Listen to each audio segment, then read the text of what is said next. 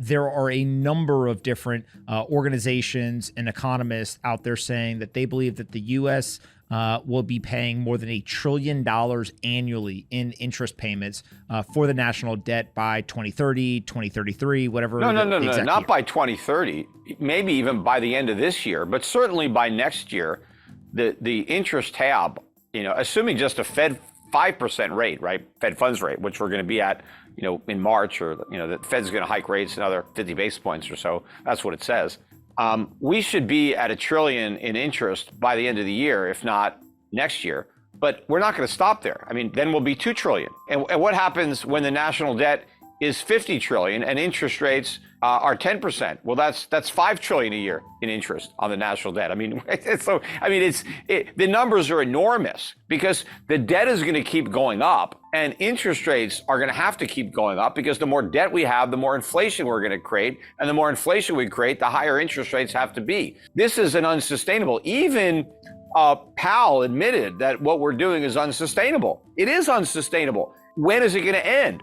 Only when there's a crisis, and a crisis is coming because the politicians will not act in advance of a crisis to avert one. They will wait until there is a crisis, and then they will try to react to the crisis after it happens. And so there will be a debt crisis. The only question is when. And I think it will be a currency crisis as well as a debt crisis, because the response to a debt crisis is to print more money, and that creates the currency crisis.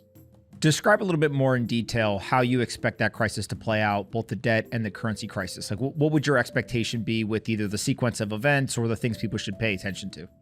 As buyers for U.S. Treasuries or dollar-denominated debt in general disappear, nobody wants to loan money anymore because the interest rate is not even close to compensating you for what you're losing, especially when the dollar really starts to fall. Then your foreigners are not going to want to loan us money if the dollar is going down against their base currency. So you're going to start to see a loss of buyers. And then the Fed is going to step in with an even bigger quantitative easing program to pick up the slack, to buy the bonds that nobody else wants. Well, where does the Fed get the money to buy those bonds? It has to create it. And that means it expands the money supply. So it creates even more inflation, which will push the dollar even lower. And that will force, even more people to want to get rid of U.S. bonds, assuming there are still some private buyers around. Now you're going to chase them out. And now the Fed is going to have to expand its QE program even more. Because if the Fed doesn't step into the market, interest rates really go up. Look what happened in 1980 with Volcker. They went up to 20%. They could go higher than that now. I mean, we have a lot more debt now than we had back then. So in theory, rates should go higher now than they were back in 1980. But of course, since we have so much more debt than we had back then, the economy would completely implode. It would be just a meltdown.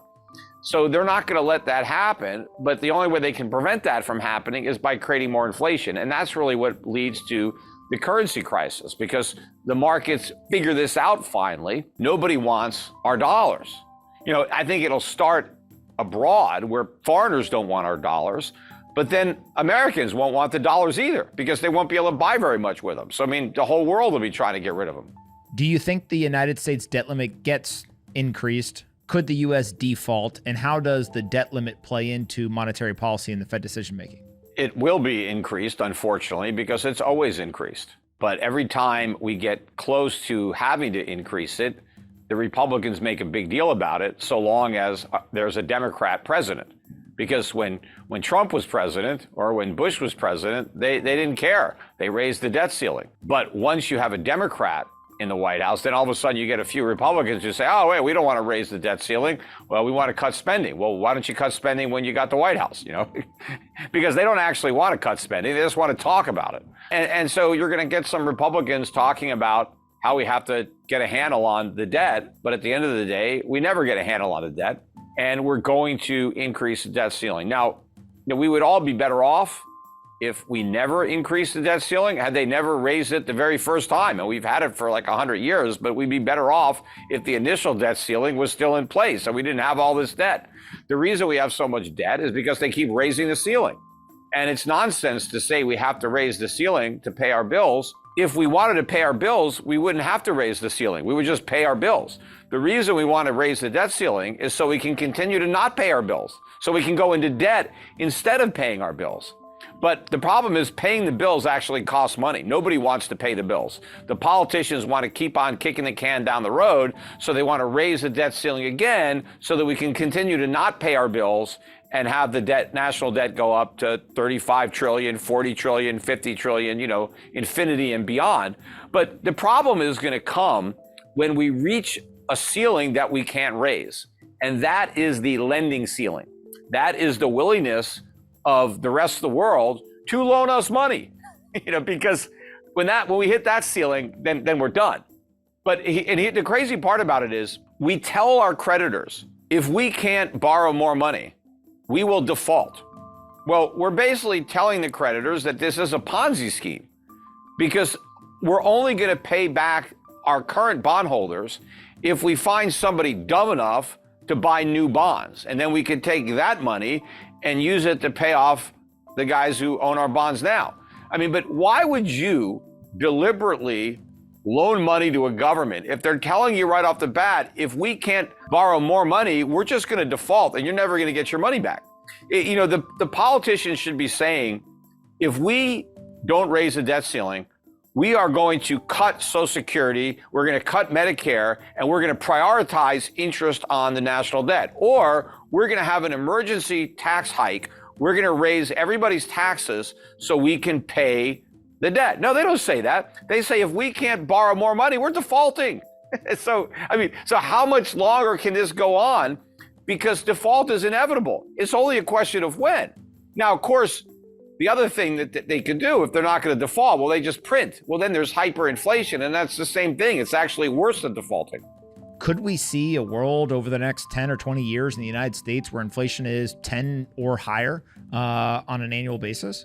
I think so, although I don't think our creditors will put up with 10% inflation that many years in a row, especially when the interest rates are well below that and they're really getting killed. But, inflation is a form of default. If the central bank prints a bunch of money and you have 10% inflation and we have a $30 trillion national debt, we've just repudiated 3 trillion of the 30. It is a slow default. That's what it is. It's just a different way of defaulting. You do it through inflation instead of just reducing what you pay. But the impact is the same for the bondholders. Either you get all your money back, but you can't buy as much, or you get less money back, but you can actually buy the same. Let's say there's 10% inflation. If I got 90 cents on the dollar, well, that's the same as getting 100 cents on the dollar with 10% inflation, or I can get 90 cents on the dollar with no inflation. But, prices are going to go up a lot more than 10%. They could double, they could triple, they could quadruple. And that is a huge haircut. The bondholders end up losing 70, 80% or more of the value of what they loaned. And, that's like the government paying off 10 cents on the dollar, 20 cents on the dollar.